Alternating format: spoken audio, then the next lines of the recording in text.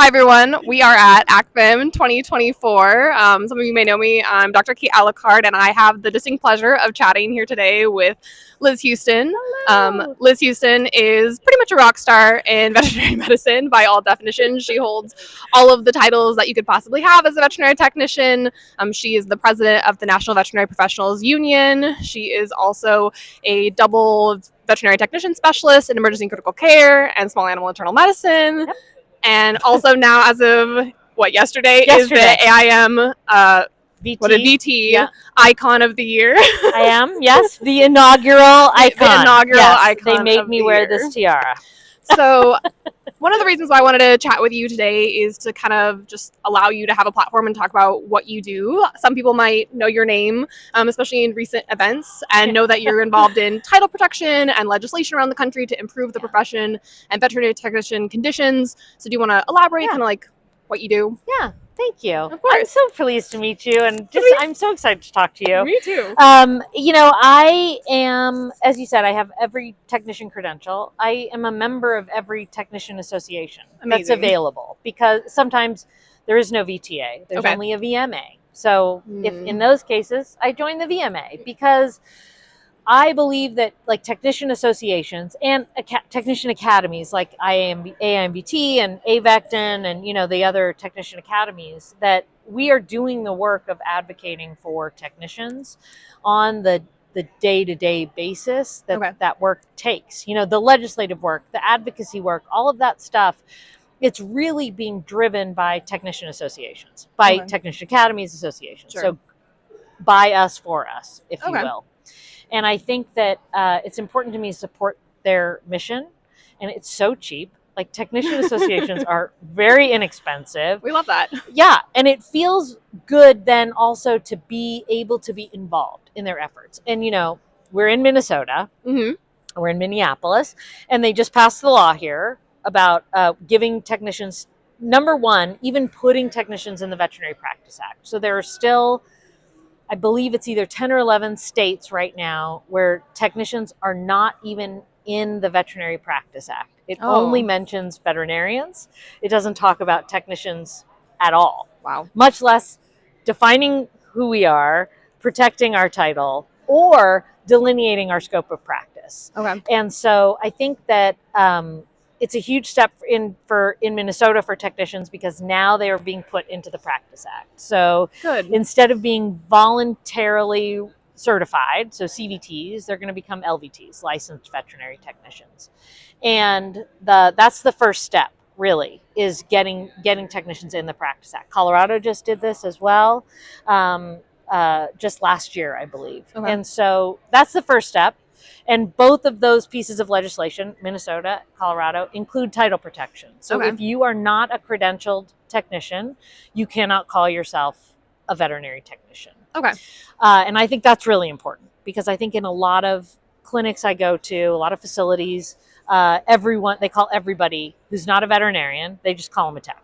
Sure. And the problem there is that, number one, the public doesn't know who's taking care of their pets. And they don't know the difference either. They hear the words and they have a vague idea in general. And I know that has led to some discussion about using other terms, but for the sake of this, we can say the other term. I know. I want to be sensitive to it. As an assistant, I used to call myself a tech because I didn't know any better when I worked in Arizona, which does not have title protection. Correct. And I definitely did things that I should not have been doing, which in hindsight, I acknowledge that now, but I appreciate, because I had that experience, much more so people like you doing the work to try to push forth title protection and safe working conditions for not only the technicians, but the pets that are in their care. Like, we talk a lot about, like, what does this all mean with the titles, but it really comes down to, like, patient care, safety, and all of these other things that kind of go hand in hand with title protection. And then consumer protection. Yes, so exactly. In California, the Veterinary Medical Board is actually under the Department of Consumer Affairs. Okay. So it is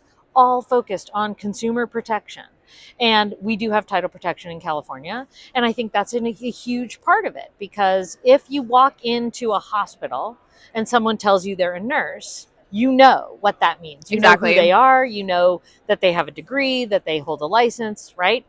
If someone tells you they're a medical assistant, you know who they are, right? And you know what to expect from that person. So, like, if you get if you're unfortunate enough to have a hospital stay, you're going to have a board, right? And have all the little initials. And it's going to have all the little initials. It's going to have your RN, maybe your LPN, your CNA, right? It's going to have so you know who everybody is. And that way, when you have you're getting oxygen supplementation, or you have a tracheotomy, you're not going to ask the wrong person to like troubleshoot your tube, right?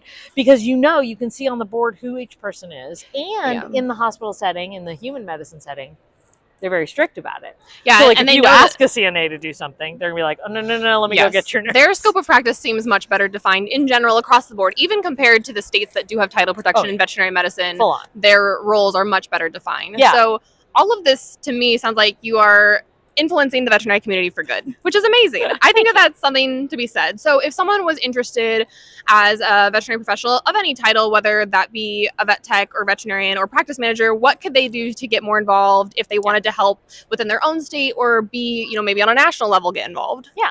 I think joining your state tech association is, if you're a technician, number one. If you're a doctor and you really believe in supporting your techs, join the state tech association. It's not expensive. Okay.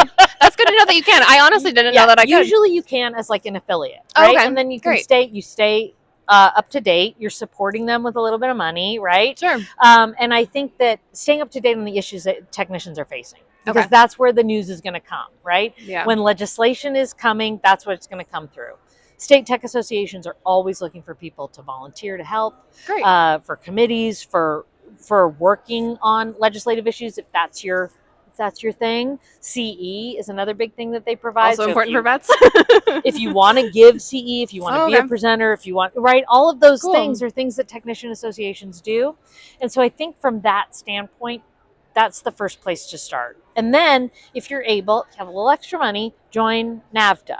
Because I think that the National Association, I have some history and issues with our National Association, but that doesn't mean I'm not a member. Because if I want to have a voice in the way that things are going for my profession, I have to be a member of the groups that are the ones who are looked to as the voice. Yeah. I also think that there is something to be said about holding an organization accountable by being involved with it. It's very easy to, as some talks have talked about, keyboard cowboying and from afar calling them in to do better, but also to do your best to get involved as much as possible to make change for good. Exactly. I feel the same way about AVMA. Like, my feelings 100%. Are very muddled about that. Yeah. But I still want to join AVMA. Like, AVMA is in charge of our profession. Yeah. And they make decisions that impact our profession. 100%. But we can't be members. And that's incredibly frustrating. It also, from the outside in, would potentially confuse the public. Like, why can't your vet techs be a part of the American Veterinary Medical Association? But if you don't know anything but the title, Right. And when we look, if we want to compare to human medicine, our corollary, our closest corollary, nurses, it's a totally separate profession. They have their own boards. Yep. They're completely separate from doctors. And our profession just didn't grow up that way. Yeah. Maybe we'll go that way in the future. Maybe we'll separate out. There's not a huge appetite for states to have more boards. Sure. I can't imagine why. Yeah. So I don't think that's likely. But I think that if that's something that's important to folks who are watching, to folks who are listening, to people who follow you, I think if it's important for change, that's the way to do it. Is to join those associations, and then, like you said, keep them accountable, right? Mm-hmm. So be involved and be like, hey, what are you doing for this? Hey, I want title protection. Hey, I want a scope of practice. How do we make that happen? Okay. And people make it seem like it's hard, and it's just not hard. It's writing legislation is actually not as hard as it sounds. No. And some of us in our profession are more extroverted than others, and so weird. Very strange. Very strange. So it can be difficult because it does involve putting yourself out there, talking to people, meeting people, expressing why things are important to you. It's scary. Yeah. It is scary.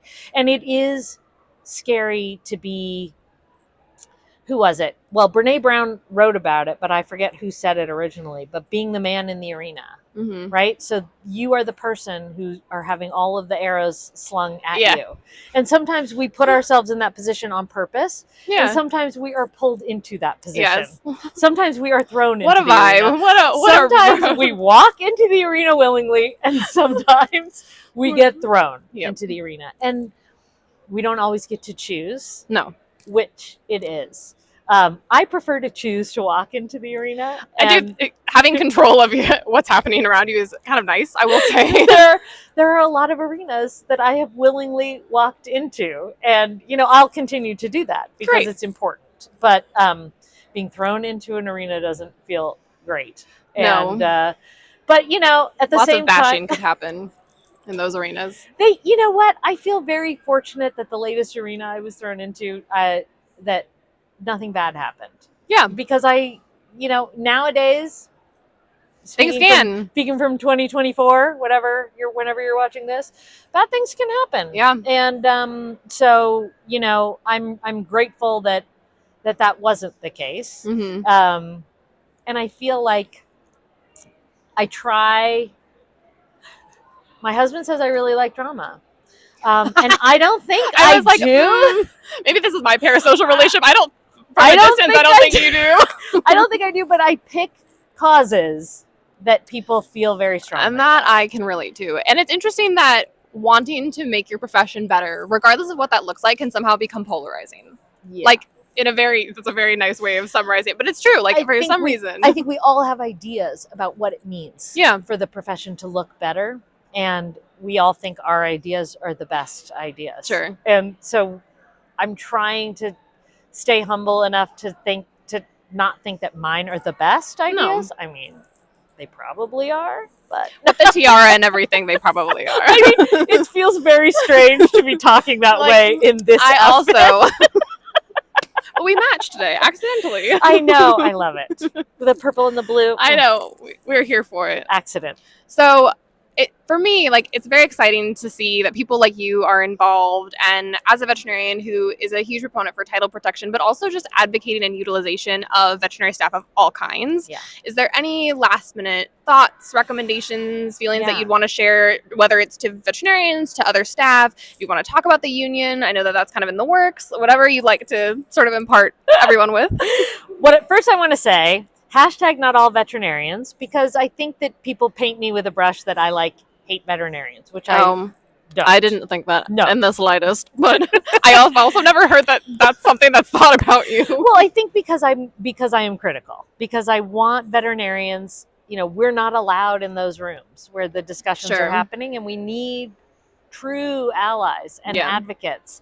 And so it is frustrating to find out that things happened and no one spoke up. No one spoke up. And so that's what I would ask, that, for veterinarians who are watching, if you really care about your credentialed technicians, your veterinary assistants, to be the advocates. Okay. To also, I listened to a podcast with a practice manager who talked about doctors transferring the trust with clients. I like that a lot. Which I really loved. So this was Heather Myers, I believe. And she said, when a doctor goes into an exam room and they do their thing and then they leave, and the technician or assistant comes in, to not just have that be this weird transition period. Oh, yeah. To instead say, pass off that care. Right, I see. From now on, I'm my technician, or the technician, take care of you. This credentialed technician is going to be your point person on this, and she or he is going to be the person you talk to. They're going to get your prescriptions ready. They're going to do all the treatments that I've ordered, and if you have any questions, you can ask them. They are very knowledgeable. Whatever. That way, the client doesn't have in their head, oh, I have to talk to the vet. It has to be the vet. Can the vet come back? Yeah, I have a question for the vet. Right? I've definitely navigated that, and it's not even from a mean place that most clients come from. It's because they don't understand that I do truly trust the technicians. And as a more recent grad, I've gotten better about passing off that care. But if I am confident and talking about whoever's going to help finish up the appointment or finish up the visit together, the owners are going to be like, okay, great. The next person that comes in the room, they've got this. There's a rapport that's established even before that staff member comes into the room, which is exactly great. It. That is exactly it. And what that does, now you're free to go do your 4 things. Yeah. And the 6 other appointments that are waiting in the ER or whatnot. Right. Yeah, so you can go do your 4 things, and that makes everybody more efficient. 100%. It makes the technician and the assistant feel so much better because now they really feel like a partner with you, and they know they're helping you. And the client feels better because they know they have someone that, because there's also the clients who are like, oh, I don't want to bother the doctor, so then they don't ask, and they don't call, and they don't follow up. And if you can say, oh no, I have a team who's fantastic. We've got this. We're all doing this together. Exactly. I love that. We're all in this together.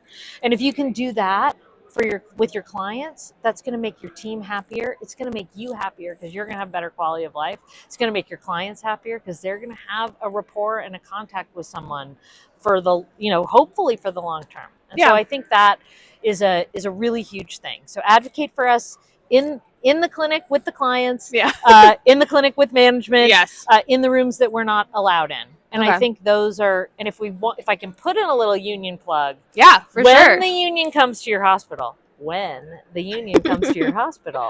don't be a mindless mouthpiece for management and the corporation. Yep. Because this is very common. And I get it. Doctors are afraid. They don't know how this is going to change the relationship with their staff. How is this going to change the patient care? They don't know because many of us, your generation, my generation, younger than us, right? We don't have a lot of experience with unions. And so people don't know how it works. They don't know what to expect. And we are a risk-averse profession. For sure. And so we get worried. If there's going to be an impact on my patient care, is there going to be an impact on how I relate to my team? And that is concerning. And, but don't just ask the people why they're trying to do it. 100%. And I think as many of us are people of science, we read up on current literature, we go to CE, like there's literature that shows that, technician autonomy and control over their livelihoods, as well as scheduling or things like that, if they're able to advocate for themselves better, they have better positive outcomes in clinic settings and they're more likely to stay. We have less cynicism, more engagement, more retention, better for everybody. Correct. Turnover is expensive, wildly expensive. 100. Yes. Way more expensive than just doing a good salary audit and paying your people more. I know. Yeah. I mean, we could do a whole talk on wage compression. We'll do that next time. Yes. Well, thank you so much for chatting with me. I am honored to have met you in person finally. And thank you all for joining us. We hope that you enjoyed it. And if you have any other further questions or concerns, you can let me know. But I will also attach, contact information to this video, whatever you're comfortable sharing, as well as the websites that we kind of talked about too. So I feel so drab next to Kate. I think we look so fancy together. Even with my tiara.